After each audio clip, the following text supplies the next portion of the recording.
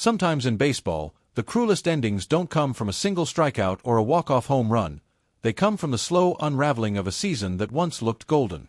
Fans remember the excitement, the optimism, the certainty that this was finally the year. Then, like a movie plot with a shocking twist, everything flips upside down, leaving everyone searching for answers. The pain isn't just in the standings, it's in the broken trust, the lost momentum, and the gnawing thought that something deeper is wrong. And that's where the Mets now find themselves. At one point, the Mets were soaring, holding a 45-24 record by mid-June. They looked unstoppable, like a team destined for October glory. But then came one of the most unforgettable collapses of the century, as the Mets free fell all the way down to an 83-79 finish. The cruelest part?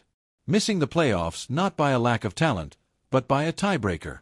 A season that once promised history will now be remembered for heartbreak, and a franchise that must now face the mirror. With a collapse of this magnitude, standing still simply isn't an option. The Mets' leadership is now being pushed into making sweeping changes, not just to the roster, but potentially to the coaching staff and even the front office. Fans aren't satisfied with small adjustments.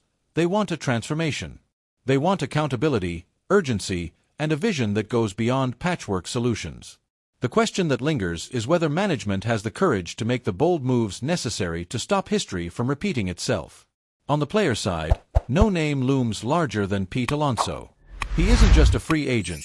He's the heart of the Mets lineup, the face of the franchise in many ways. Letting him go would shake the fanbase to its core, while re-signing him could set the tone for a new era of stability.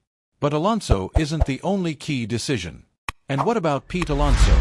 Would you break the bank to keep him, or gamble on a bold new direction?